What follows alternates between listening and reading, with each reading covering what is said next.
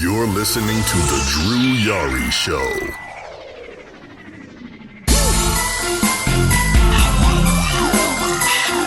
That's the wine and diner with kings and queens. You're looking at the man. You're listening to The Drew Yari Show.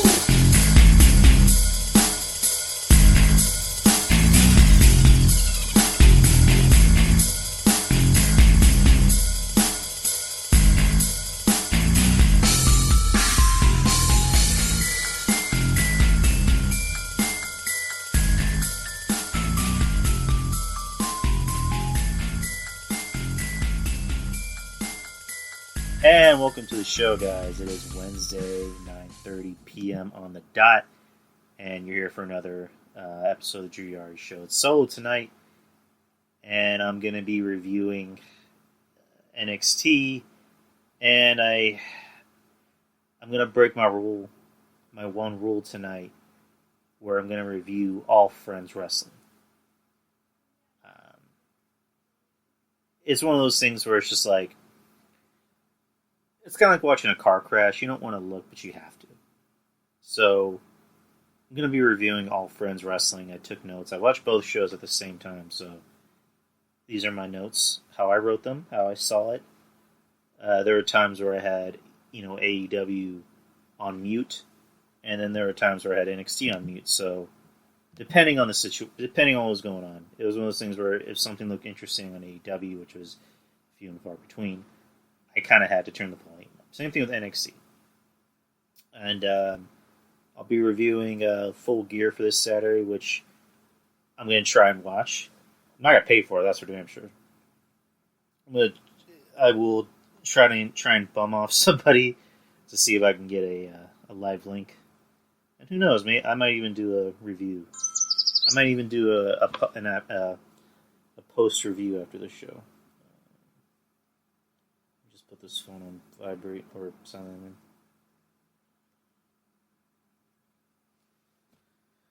But yeah, hopefully.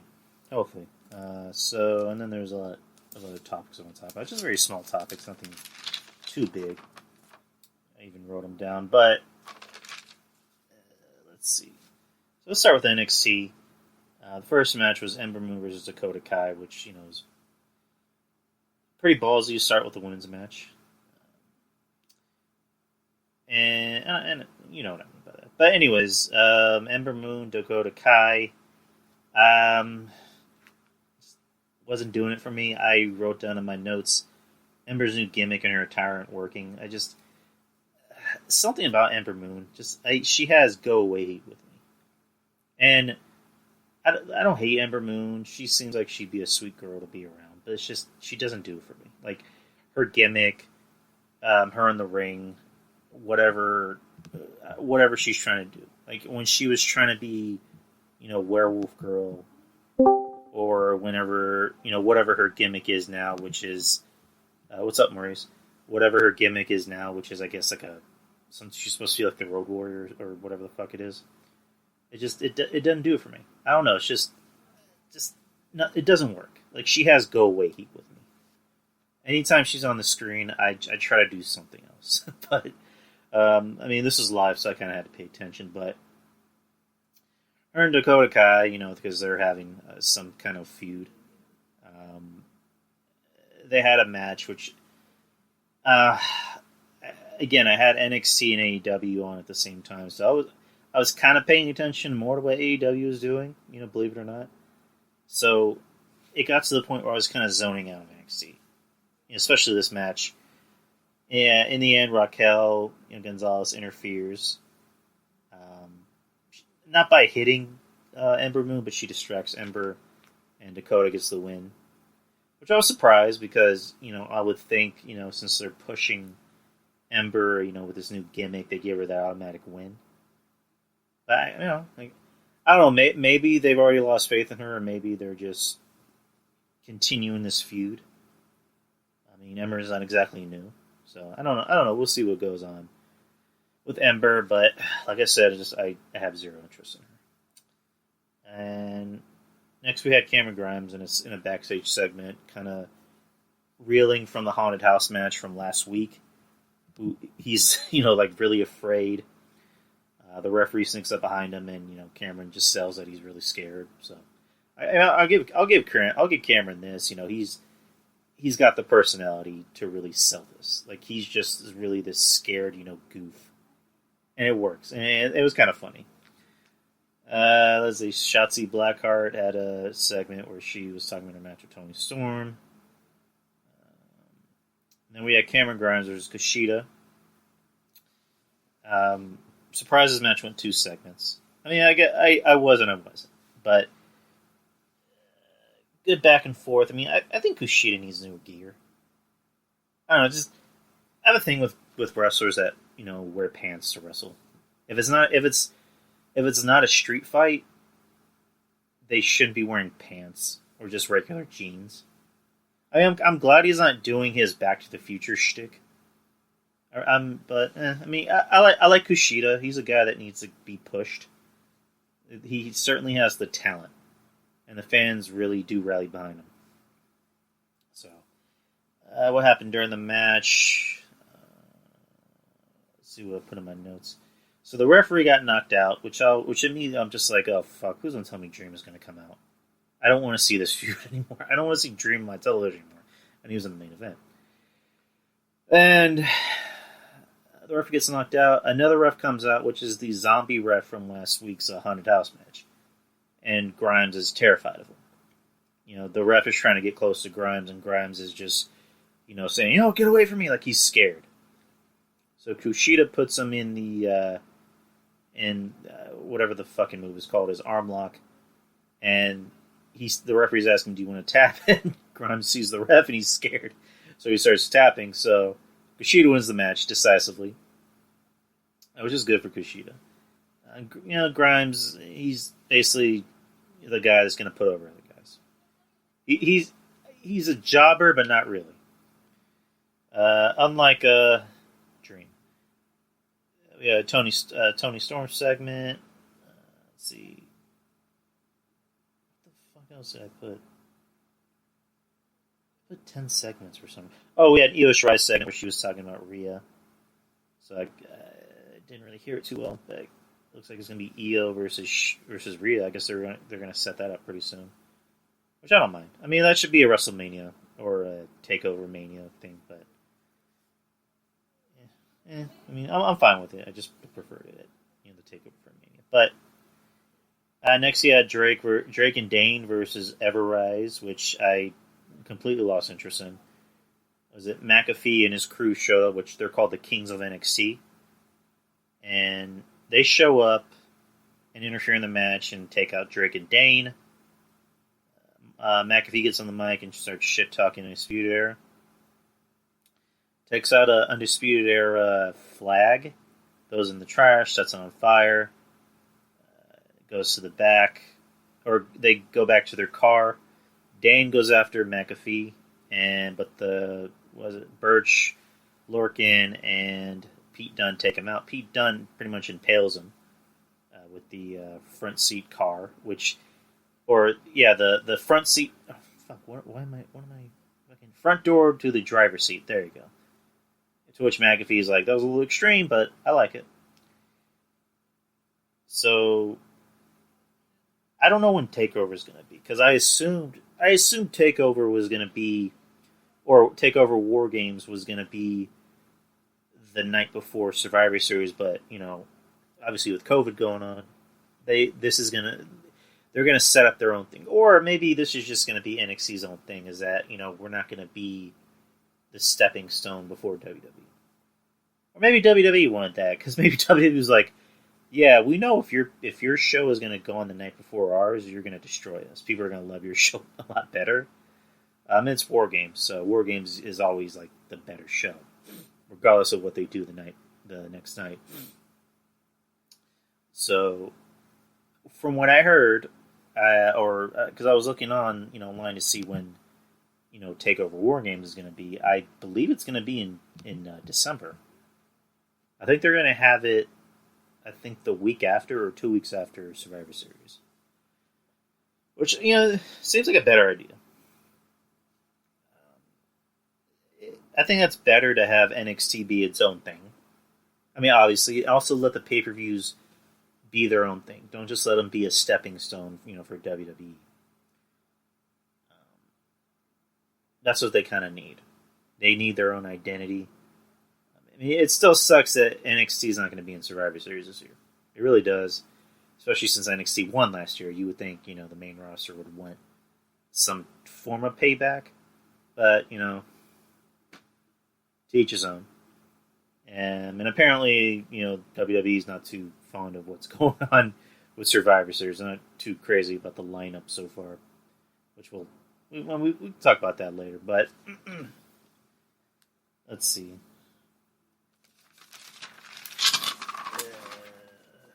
Second part of my notes.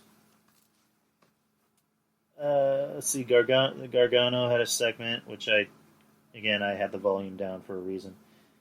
He apparently, what happened, from what I heard from Sovereign on Twitter, was he said he was going to defend the title more, the new North American Championship. So he's, I guess, do the John Cena thing, the North American title, open challenge. And he was playing, some type of board game with, someone in a screen face.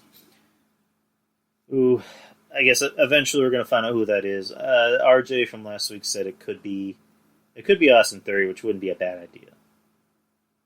I'd be fine with that. The other one that's with Candice, I'm almost positive that that's Indy Hartwell. Like there's really no doubt in my mind it's Indy Hartwell, which I don't see why they need to cover her up because they already had her interfere in her matches and help her win. So I don't see why they need to cover her face up to act like we don't know who that is. Also, Biden's catching up in Georgia. Anyways, I know I said no more politics. Let's see, Toni Storm versus Shotzi Blackheart. The camera really loves Toni Storm, don't they? Like, they really know how to get those nice angles of her ass. And I don't mean to be lewd, but come on. Like, they know what they're doing with these angles. Shotzi comes out, sans her tank. She thinks Toni took her tank for whatever reason, so she's coming out hot. And she's, going right after Toni. I mean, it was an okay match. Toni really carried the match. Shotzi, I love her, but Shotzi's green. Like she's still green. She still has a long way to go before she really improves.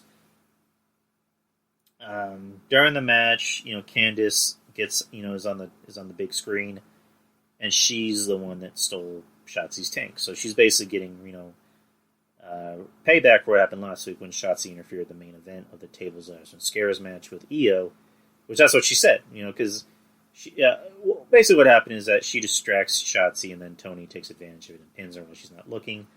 And then Candice, tells her, this is what happens when you stick your nose in my business. So she gets in her Hummer, which I don't know if that's her actual Hummer or just a Humper. Why the fuck can I talk tonight? Hummer that she, I guess, rented or acquired in some way, and she runs over Shotzi's tank. And you can hear the hurt and just the pain in Shotzi's voice. Like she was really selling the fact that she is heartbroken and distraught over her tank being run over. And supposedly the story behind it, which I think it was Vic Joseph that said it, was that the tank represents her, I think, like her brother or a family member that's overseas. So that's why she drives a tank, so she can, commemorate, which I don't know if he's dead or not, but, that's apparently what it represents. It was supposed to represent a family member that's overseas. So that's why it meant so much to her, and that's why she was, so distraught over it. She was really selling it. So Shotzi was really selling that it was her, that she was really hurt and just heartbroken about it.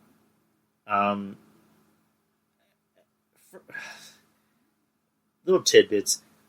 Instead of crying about it, okay, I have no problem with her crying. It should have been more of a frustrated cry rather than a I'm hurt and I'm heartbroken cry. Because hear me out. Because last week she was supposed to be like this horror goddess, and she's supposed to be a badass. The Howls of the Moon, and then this tank gets destroyed, and she's like in tears. It should have been more of a frustrated cry, like I'm gonna beat the ever living piss out of you type of cry. Like I'm so mad and hurt that when I see you, I'm gonna rip your fucking head off cry. Like she should have been seething with rage in the ring, to where when Tony Storm was trying to console her, she fucking pimp slaps the shit out of Tony Storm. Like, it should have been that kind of cry. Like, yeah, because Kevin Castle, he put on Twitter, basically, like, the whole image of her being this horror goddess kind of goes away with her crying. Which, looking back on it, I kind of agree, because they should have went a different route. Like, her seething with rage rather than, that she's heartbroken. I mean, I get,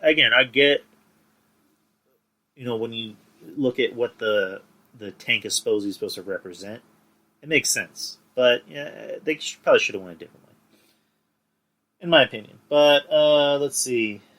We had a Thatcher segment, which I didn't really care for. I prefer the Thatcher segments when they're pre-recorded.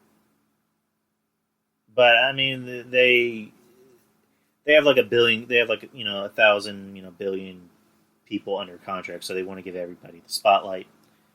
One of the people that he was fucking with 2 weeks ago, he, I guess, attacked him, so now they want to put this guy over. I don't even know who that is. If anyone can tell me who that guy was, let me know.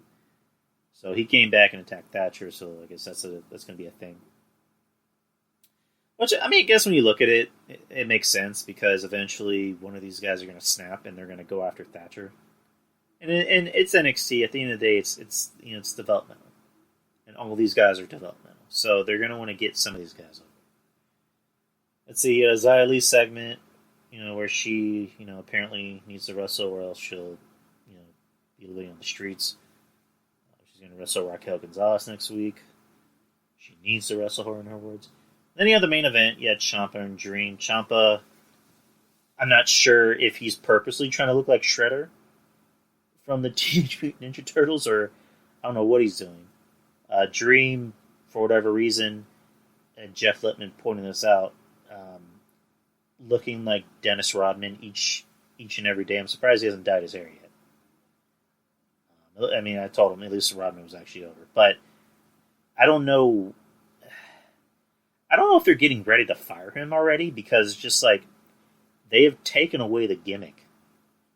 Because his gimmick is supposed to be that he's, Prince. And yet he comes out and he's wearing, like a ripped up shirt and, jeans. And he doesn't really look like whatever the Velveteen Dream is supposed to be. Like when he was the Velveteen Dream, he looked like Prince. Before, the scandal. Now he's, I don't know what the fuck he's supposed to be. Like, he comes out every week getting his ass beat. It's literally a squash. He's literally coming out every week to get squashed, because I can't really think of any time he's really gotten any offense in matches, because he got his arm, quote unquote, broke by Kushida, and he's crying in the ring. So that pretty much loses any credibility that he used to have. And then gets in here with Ciampa, gets his ass beat. Ciampa is just pretty much making him look like a bitch. So I'm just thinking, like, why does this guy still have a job? Like, at this point, why is he still hired by the company? Like, is this like a Vince McMahon thing where, you got to eat shit and like the way it tastes for the next couple months? Or are they really getting ready to fire this guy? But they don't just want to outright fire him. They want to, maybe do a storyline thing or do something. I don't know, because the whole thing with with the kids, apparently the story is that they hacked his phone, and they took personal pictures, and they decided to Photoshop it. So again, I don't know what the hell is going on, but maybe they don't want to push him back right away because it'll look bad. I don't really know what's happening, but I'm just saying I wouldn't be surprised if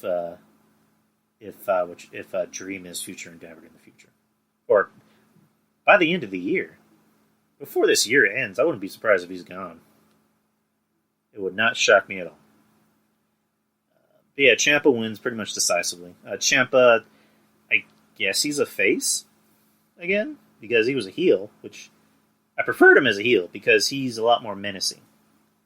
He's very menacing as a heel. And I don't know, I like Ciampa. Don't get me wrong, I like Ciampa, but it's just I would prefer him as a heel. He's better off as a heel. He's more menacing, and NXT needs more heels. But that was NXT tonight. Really nothing to write home about. Priest was missing. Bronson Reed is missing, which he's been missing a lot lately. He was back. He was here, was it last week or the week before? And missing again. So I don't know why they're not using him as much.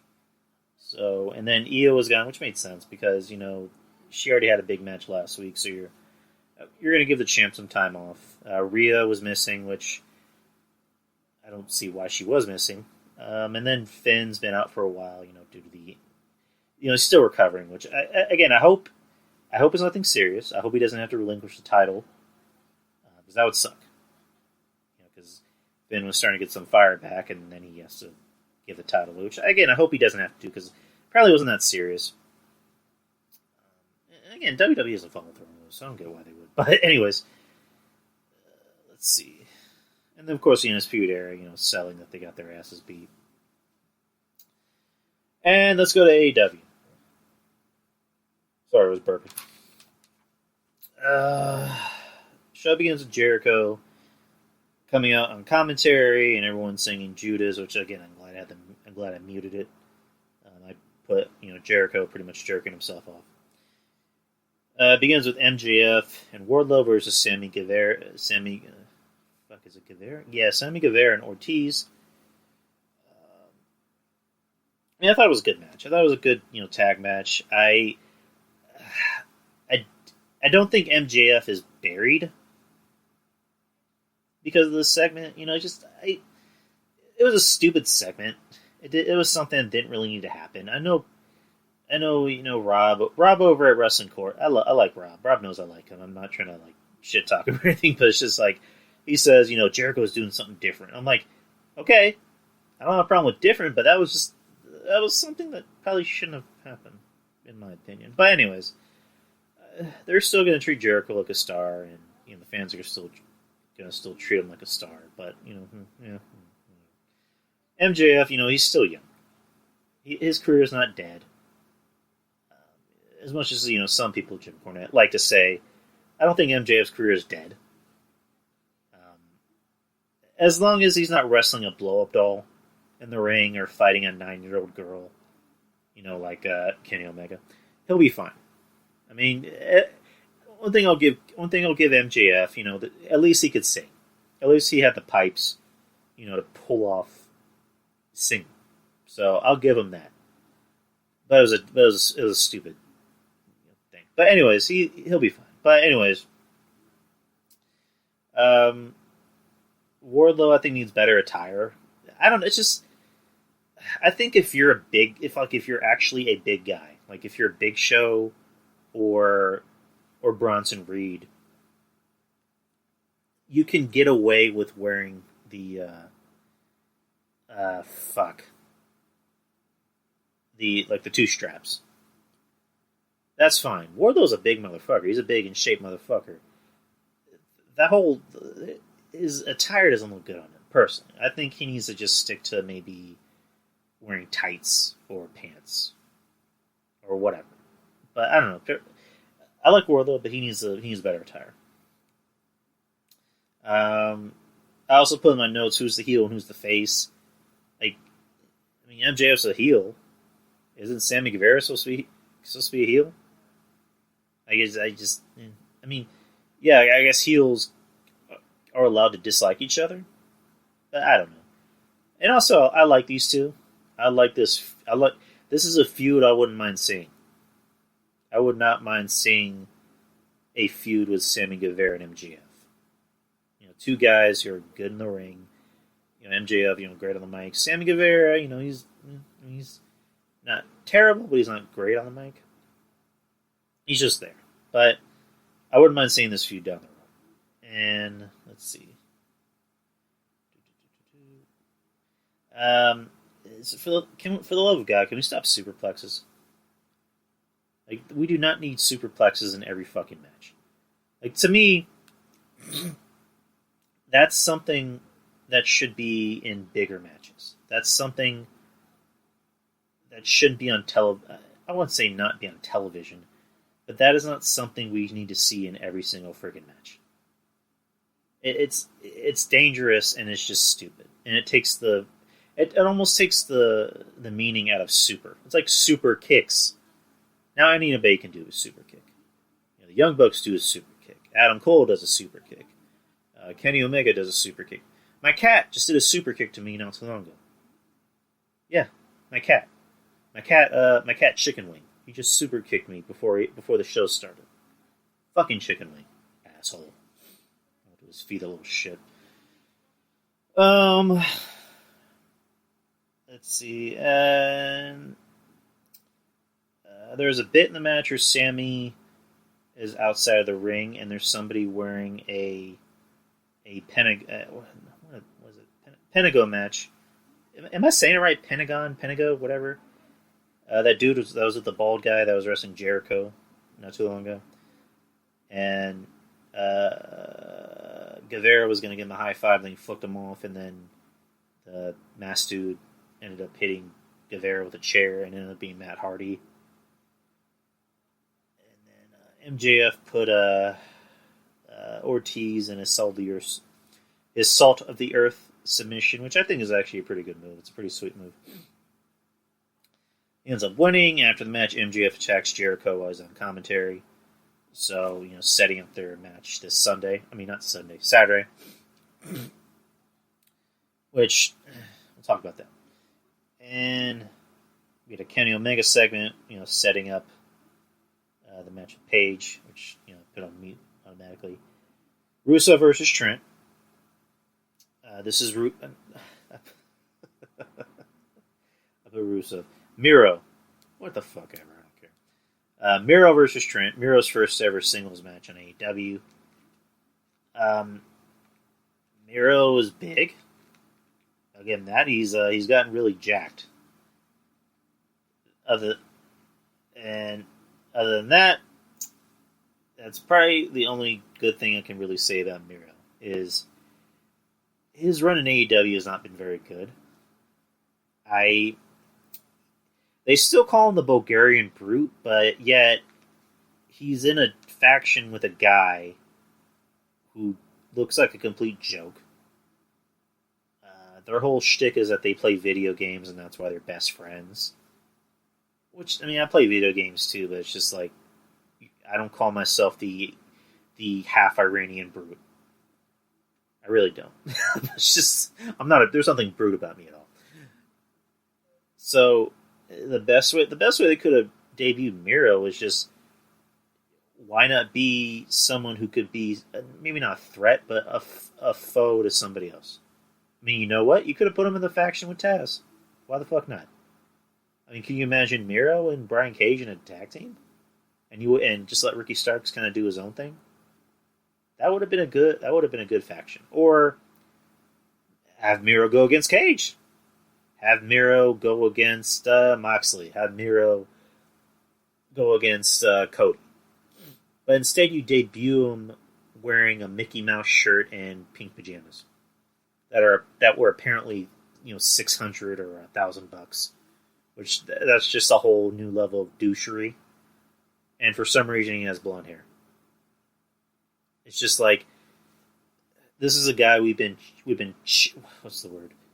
We've been championing this guy. We've wanted him to get over.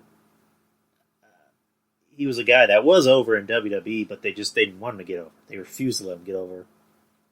Now he's in AEW. He has a chance to actually get over.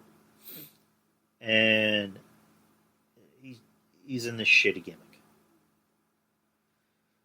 I guess, whatever. But anyways, Russell's Trent. For some reason there's a lot of staring. Like, what match was on while this was going on? I forgot which match was on NXT while this was going on, but I just remember looking back and forth at each match, and I'm looking at the Trent and Miro match, and my first thought is, wait, they haven't wrestled yet? They haven't tied up? There's an awful lot of staring going on. Miro gets on the mic and says something. He says something to Trent, which, again, I had the volume off, so I didn't really know what he said, but Trent attacks him. Orange Cassidy gets jumped by somebody. I think the Dark Order. There was a point where Trent was trying to come off the top rope or something, but I don't know if he did that on purpose or an accident. But he ended up slipping. Miro goes for a super kick, surprising. Puts him in the, I don't know what they're calling it in AEW, but the accolade pretty much. And Trent taps out. Ow, fuck. And, ow. Motherfucker, I just got like a muscle spasm on my side. God damn it. So that's the end of the match. Moving on. Yeah, the Adam Page segment. Setting up the Kenny Omega match. And Bucks FTR segment. And let's see, Taz and Cage Starks segment. Talking about why they're not on the show for Full Gear, and they're going to get themselves involved. And he throws a little trash talking to Cody and fuck, what was his name? Darby Allin, which apparently WWE has dropped the trademark for Cody Rhodes, so now Cody can actually call himself Cody Rhodes, which good. I mean, I find it odd that WWE, can own a name or can own somebody's, family's legacy. I don't know, but it's just that'd be Cody Rhodes. Come on. I'm saying a lot. Private Party versus the Bucks. I'm going to call them the Bucks. They're not the young Bucks. They're old. They're in the 30s. You can't be 30 and be young. And plus, they look like they're fucking 50. Let's see. Sammy attacks Hardy before the match starts, setting up their match on Saturday. And, I mean, this match kind of was what it was. Private Party, I mean, they're extremely green. They're the definition of green. They need a lot more time. And they need better attire. I mean, one of the Private Party guys, the guy with, I think, the dreads, I don't get why he has those, like, two deals on the back of his pants. They need better attire. The best way I don't know about getting over, but they need better attire. They need to fix whatever the hell is wrong with them. They are green as goose shit. I mean, the other guy, the light-skinned guy that apparently looks like Will Smith, according to Jericho, he's extremely green. Like, he did a segment like last month where he was on the mic, and it was like porn level acting bad. Not even porn level. It was like watching like your kid, or watching somebody else's kid in a middle school play. It was that bad. So yeah, the Bucks win. Surprise. One of the Bucks is selling that he got hurt, so I don't know if that's gonna be a thing this Sunday. FTR comes out and attacks him. And then Omega and Page come out and make the save because apparently they're also friends. And they have a nice little stare down, and that's it for that match. Moxley and Kingston, probably the only good thing of the night, in my opinion. I mean, I can't say enough about Kingston. He's just so good on the mic. He's so good. Like, when he talks, you feel something. You feel some type of emotion. Because he's out there, he's supposed to be the heel, but you feel for him because he's, they had the stipulation for this segment where, like, if any of them got physical, then the match would be called off. There would be no match. So they're getting in each other's faces, and Kingston is saying, I've been busting my ass for 18 years. It's my first title shot. I'm in the main event, pay-per-view. I'm going to take that title and show it to my mom. I'm going to show the sacrifices I made. This is exactly why you don't have any grandchildren. This is exactly why you don't have a granddaughter. And then Moxley. One thing I'll say, he's never been bad on the mic. I'll give him that. He has a history with Kingston. He tells Kingston, "I've met your mom. I sat at her dinner table. I love her. She's a great woman, but you made a promise to her you can't keep because you're going to lose this Saturday." And then Kingston tells Moxley, "You're going to have to kill me this Saturday. You have to kill me," and that's how the segment. Which the only good thing about tonight, the only good segment about tonight. I mean, the tag team match to begin the show I thought was good, but this was better in my opinion. Let's see, you had Pac doing a pre-recorded segment because I said he was going to speak. I guess they haven't really opened up the borders for anyone to come back. Maybe he's coming back soon. I don't know, but he maybe can't come back just yet. But he makes a segment, a pre-recorded segment, where it's like cinematic somewhat, where he's sitting in a room by himself, and then he's surrounded by a bunch of Pacs that are all laughing at him. And Pac's saying the worst thing about isolation is you have nobody else to play with, and he laughs and blah blah blah, and that's pretty much the segment right there. Nyla Rose versus Red Velvet. Red Velvet is Biden's, or no, why did I say Biden's? Yeah, Joe Biden is an All Elite wrestler. No, she's with Brandy Rhodes, and Nyla beats the shit out of her. She doesn't beat the shit out of Rhodes. Vicky gets on the mic and talks shit to Brandy. Says that you shouldn't be the CPO. You should be, was it like the bullshit, chief officer or something. And then Vicky gets in Kushida's face and says, "This Saturday you're gonna get your ass beat." And then Kushida grabs her. Am I calling her by the right name? Is it Kushida? Because I don't want to piss anyone off. I don't want to say like the wrong name, but yeah, Kushida. Not Kushida. Kushida is NXT. This is a different wrestler I'm talking about. Hold on. I just said Kushida. I'm pretty sure people are listening like, what the fuck is he talking about? It's like Hikaru Shida. There you go. I'm sorry. I'm really sorry. Wrong Japanese. That's a bad impression. But yeah, Hikaru Shida, she's going to fight Nyla Rose this Saturday, so that sets up their match. And then they go to like an awkward. They have like an awkward segue to talk about the Paige and Omega match this Saturday, where I don't even know if they meant to do that or whatever, but they play Cinderella. If anyone doesn't know what Cinderella is, hold on. They play the was it You Don't Know What You Got Till It's Gone song. And if anyone doesn't know what it is, hold on, let me play it for you right here. Give me 1 second. Hope I don't get flagged. But fuck it. I don't make any money from this. Alright, Cinderella.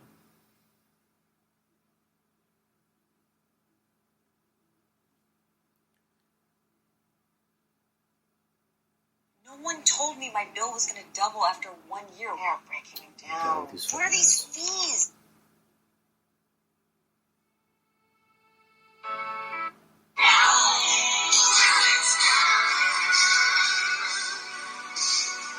Can you hear that?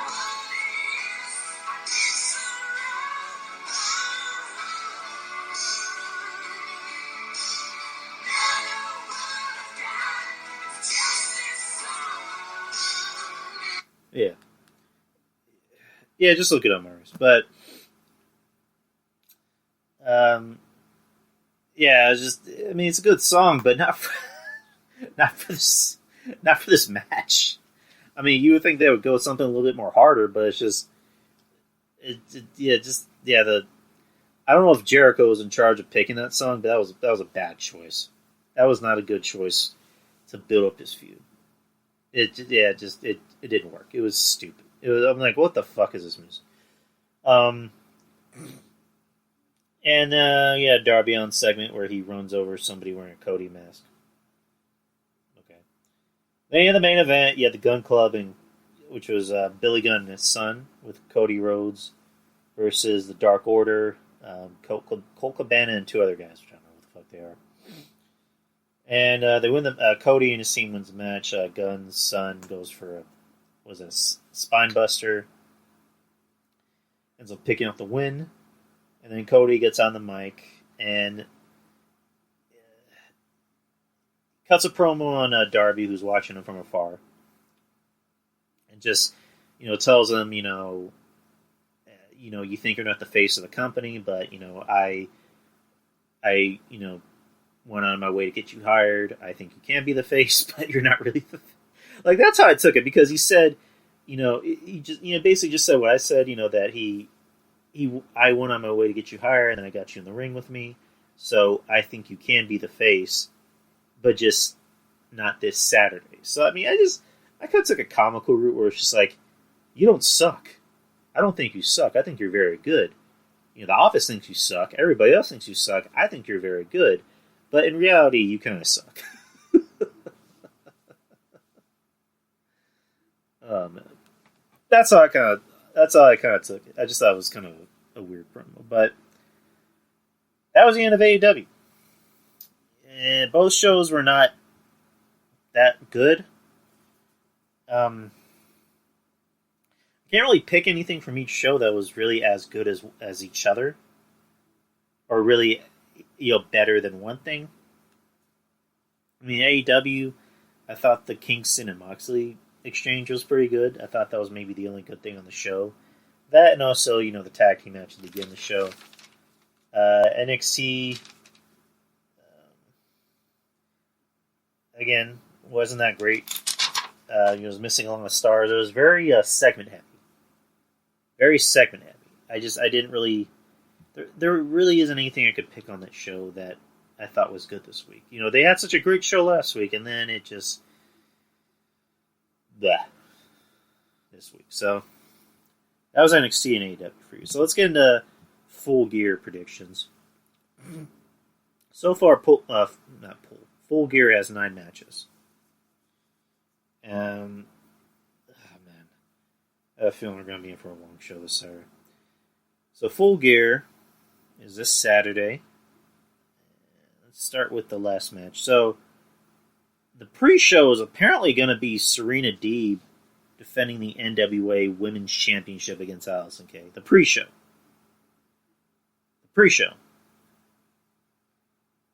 Serena Deeb defeated Thunder Rosa a couple weeks ago to become the NWA champion. And, the rumor is that Thunder Rosa might end up signing with the WWE. Which makes sense.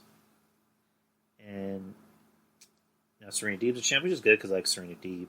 Allison Kay I haven't seen enough of. So, pre-show, like how? And Orange Cassidy and John Silver is going to be on the main show. Over Serena Deeb versus Allison Kay.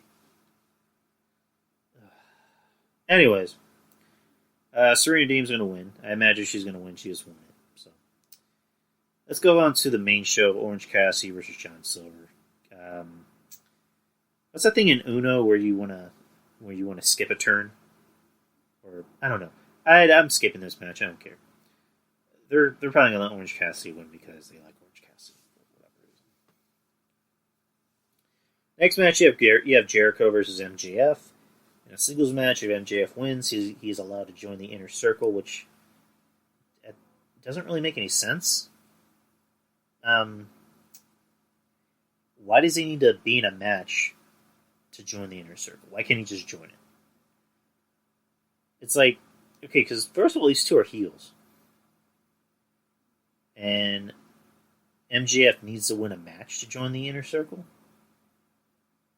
And he just beat the shit out of Jericho? But he wants to join the Inner Circle? After he just beat the shit out of somebody? I don't know. It doesn't really make any sense. MJF should win. Jericho doesn't need to win. there's no real reason why Jericho should win this match. There's really no real reason why Jericho should be winning any match at this point, but I imagine MJF's going to win. I imagine there's going to be a lot of fuckery. There's going to be a lot of fuckery afoot. Let's see. Next match, you have Hikaru Shida.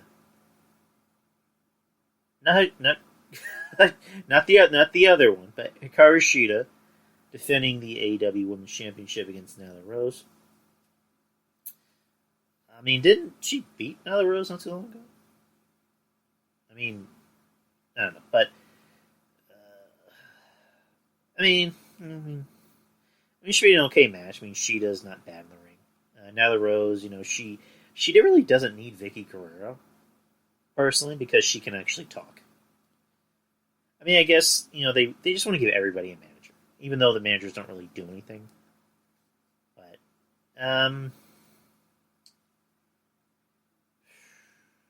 I guess Sheeta's going to still keep it. I mean, it's nothing against AEW. AEW likes to do weird shit, but I would give it to Shida. Does it feel weird that Hikaru sits out more than she competes? Yeah. You know what, Maurice? You just pointed that out. Like, yeah, it's just like anytime I see Shida, she's hardly ever competing. Like, all she does is sit in the audience. Like, they have all the time in the world to give Big Swole matches on Dynamite, to give Britt Baker segment, which I don't mind the Britt Baker segments, or to give anyone else a segment, in the women's division on Dynamite. But Sheeta's supposed to be the champion, and she hardly ever wrestles. Cody's the champion; he wrestles all the time. The tag champion, the tag champs wrestle all the time. The world champion, he wrestles all the time. The women's champion hardly ever wrestles. And by women's champion, I mean Sheeta. So I don't know what the fuck's going on. I don't know if maybe they don't see her as a top tier talent. I don't. Maurice just brought up a good point. Like that should maybe be the title of tonight's episode. but yeah, it's really weird. That is really weird. I mean, it's not like an Io thing where, yeah, Io, she doesn't wrestle all the time on the show. And that makes sense because, you're going to have the champion wrestle every single night. You want to give him some time off. But it's just like with this girl, it's like she just won the title. Like, when did she win the title? Maurice, when did Sheeta win the title? Yeah, I mean, you don't have to tell me right now. But, like, yeah, it's just like, she hardly ever competes. That's just so odd. That's funny, but it's really odd. I mean, now that I think about that, I think Nyla Rose might win. She might win the title back. Because maybe they're not seeing anything in Sheeta. But, no, I'm going to pick Nyla Rose. Next match, you had Matt Hardy versus Sammy Guevara in an Elite Deletion match. I'm glad this is a cinematic match. Because I actually want Matt Hardy to live.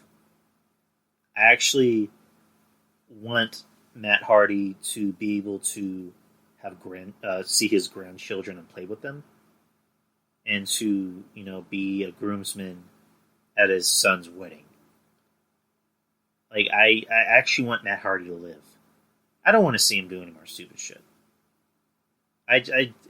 Matt Hardy's breaching. He's almost 50. I think he's 46. Because I know him and Jeff are 3 years apart, so he's 46. Matt needs to stop with the dumb shit. He needs to stop. Matt and Jeff, but I'm talking about Matt specifically right now because it's AEW. But Matt needs to stop. He really needs to stop. Like the whole thing that happened at was it Double or Nothing or All In, All Out, whatever you want to call it. It should have really taught him a lesson. You don't need to do any of these stupid stunts. You really don't. Like, why can't they just have a wrestling match? What's wrong with going and having a regular wrestling match? And then, Sammy, I kind of like where this is going. I like it and I don't. Sammy's saying, I'm going to beat you until you can't wrestle anymore, which is good. It's good heel heat. But I'm glad this is cinematic, just so Matt had actually had time to film these stunts, so he didn't have to, do it live and get hurt. So, I guess give it to Hardy because it's a deletion match, since that's his match that he created. But, oh man, then it leaves a possibility that they're going to have another match. Ugh. If they're going to have another match, let it be a wrestling match. Just a simple wrestling match so Matt doesn't really have to do much. Oh, man. Let's see.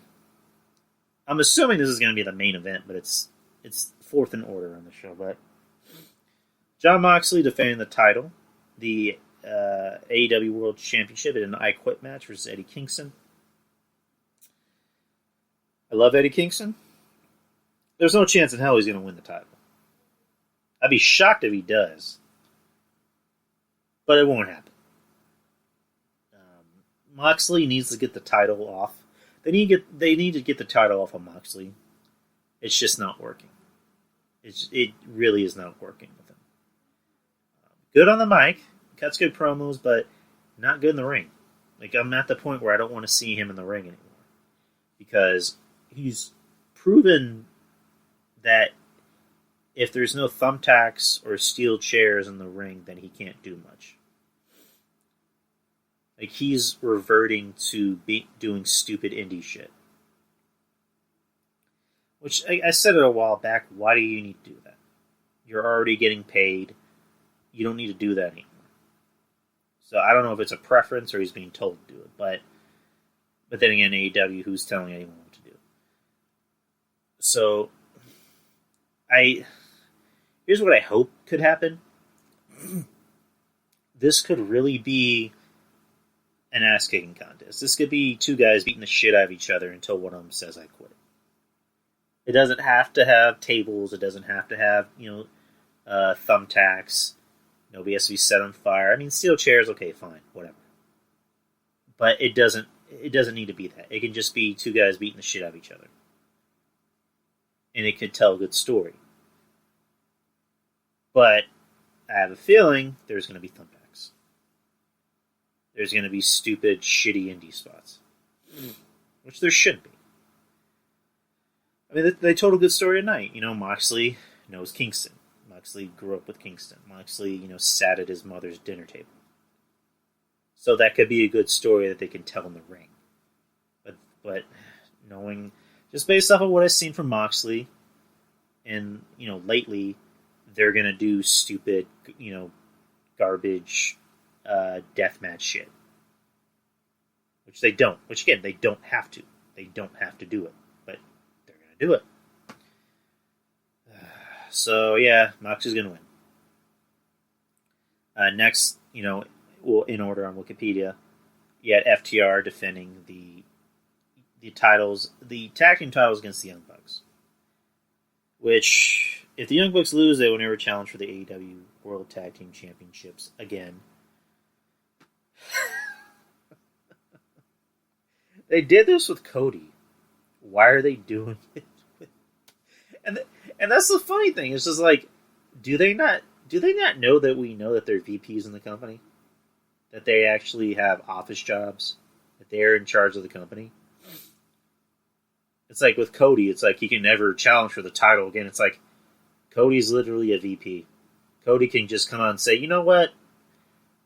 I'm going to nix that stipulation and I'm going to challenge for the title because I'm a VP. The Young Bucks can still do the same shit. I mean, their wives are in the company. Their wives have had positions with the company. It's just like, really, it's a stupid stipulation. The feud has not been built up well. And I hate to sound like Jim Cornette. Who's the heel and who's the face? Who are we supposed to believe is a heel and who's a face? Because FTR are heels because didn't they attack Ricky and Bobby? Ricky and Bobby, or was it the Midnight Express? Or fuck, the Midnight Express. They attacked them a couple months ago.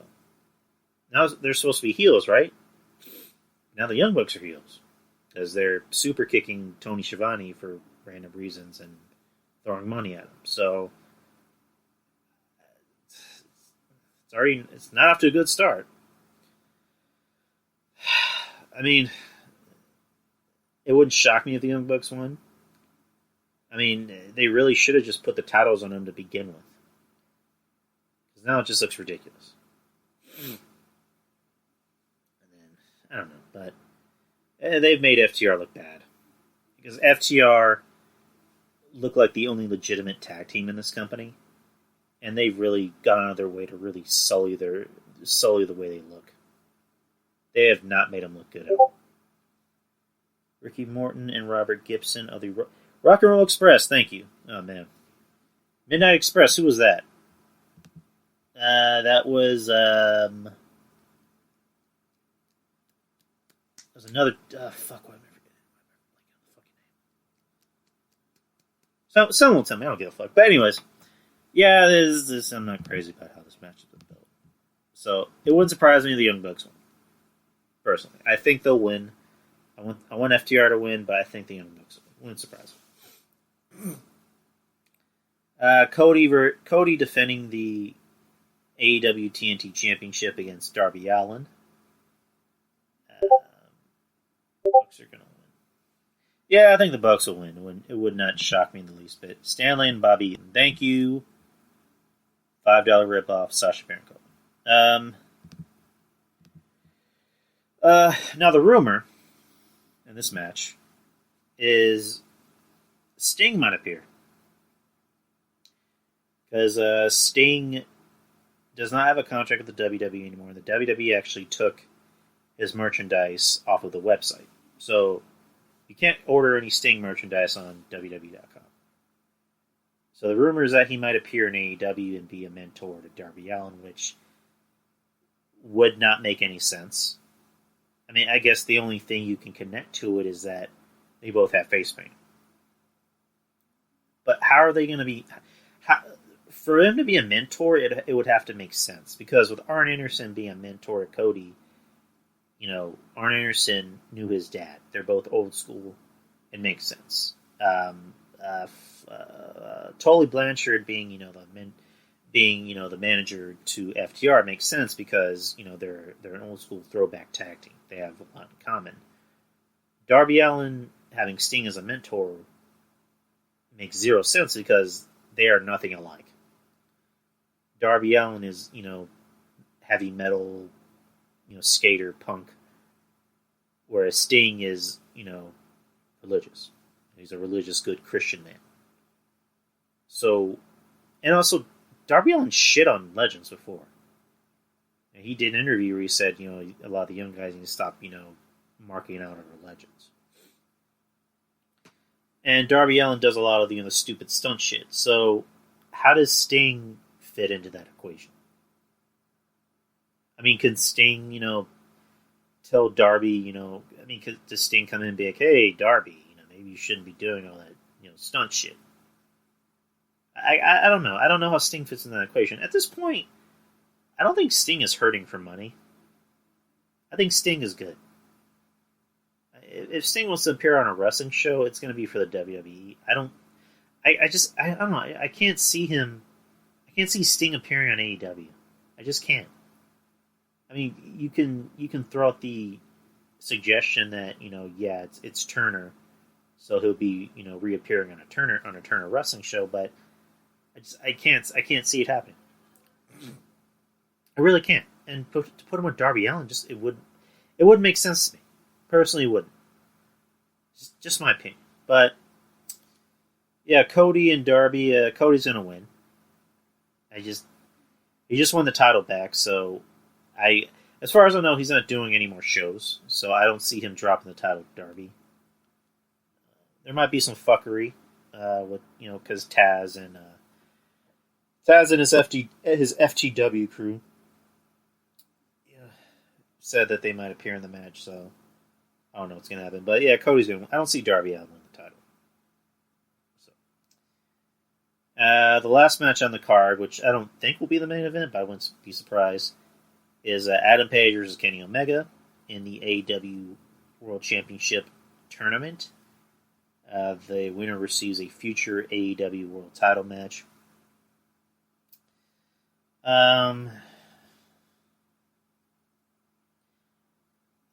I split this down the line of what I think will happen and what I want to happen. I think Kenny Omega will win because it's Kenny Omega. Everybody loves Kenny Omega. That's the company loves him, the fans like him. They like Kenny Omega. They want to be the champion. They want the elite to hold all the gold.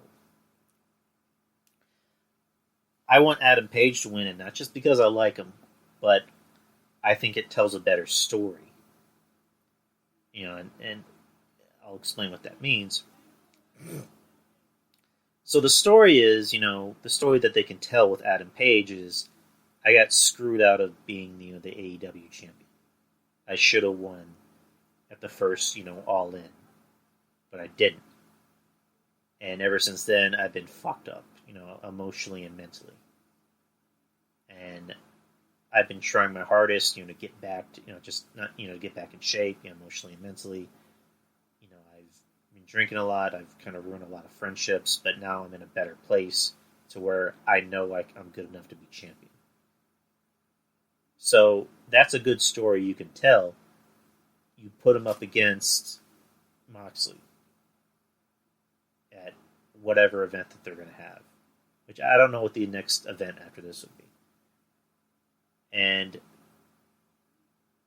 possibly Adam Page can win. So that's a good story to tell, is that Adam Page could possibly, win the AEW title. Like, he finally got that fire under him. He's finally good enough to be champion. So now, he's the best. So that's a good story you can tell. But, I think it'll end up being Kenny, because, again, it's Kenny. And also they can harper back to, the feud that Kenny and Moxley had. Where Kenny can be like, nope, we have unfinished business. You tried to take me out, and now I'm back. I'm back, and I'm better than ever. I'm stronger than ever. Yeah, I mean, that's another story you can tell, but I think Page's would be better, in my opinion. So, yeah, those are my predictions for Full Gear. I'll try to watch it, and hopefully I can get Saturday off. But if I can get Saturday off, I'm not paying $50 for that shit because, again, it's $50. I'll try to, see if I can find a stream from somebody. Who knows? I might even do a post show. But let's see. That's all. That's pretty much all the shows for tonight. Let's see. Who watched Walter versus Dragunov from NXT UK? My God, that was a fucking ass-kicking contest. I'll be honest, that was my first time watching NXT UK. Never watched it before. My only time ever watching Walter was, when he would appear on, US UK. And Dragunov I had really no knowledge about. So this match I had to watch because, everybody is posting on it. Even Jim Cornette was a way to watch the match. Everybody else, from Angie Carlick, other friends of mine, said that the match is a banger. You need to watch it. And I wasn't disappointed. Just Dragunov I wasn't too sure because he was very animated. But, he impressed me. His facials were good in the match. Like, he had good facials. Walter is just a beast. Or Walter. I gotta say that. Walter is just a beast. These two matched up well. These two were just beating the air looking piss out of each other. It was just two guys, not just wrestling, but just beating the fucking piss out of each other. The whole slapfest thing I wasn't too crazy about. I don't like when guys slap each other in the ring, but that didn't take me out of the match. And it had a believable beginning and a finish. Walter goes for his submission, and Dragunov passes out. So I like the match. Please go to your way to watch it. It was a great match. It's what wrestling should be. Just treated like a sport. Just two guys out there just fighting. Two guys have an issue and they fight. Like, It didn't have a convoluted finish. It just had a finish. It had a beginning, a middle, and an end. That's pretty much what it had. Let's see. What else? The producers of the Last Dance documentary, you guys watched The Last Dance about Jordan and the Bulls in their last year together. They are doing a documentary about Steve Austin, which is apparently going to be released next year, which I'm interested in because The Last Dance is a very good documentary. I'm rewatching it; it's that good. So I'm not sure what they're going to do, but what they're going to talk about with Steve. I'm not sure what they're going to be really allowed to talk about because, again, I'm not sure if it's going to be on Netflix or WWE Network. Which either way, it's still going to be good, but it all depends on what they can and can't talk about. Because if it's going to be on the WWE Network, they're not going to talk about the Deborah stuff. They're not going to talk about, him beating his wife or really anything that's that negative. And if it's going to be on like Netflix, I don't know if they will either. But I don't know. I don't know what they're going to. I don't know what this is leading to because he's not going to wrestle. He's already said he doesn't wrestle anymore. So, could this be like a better produced version of the Dark Side of the Ring? Like it's going to talk about his rise and his fall and his rise again. Like I don't know, but either way, I'm looking forward to it. Stone Cold is my favorite wrestler. My favorite wrestler of all time is Stone Cold Steve Austin. So I will watch it when it comes out. And then they're doing a thing on Netflix about Vince McMahon. They're doing a documentary, which there's going to be a lot of fluff in that. I can already tell.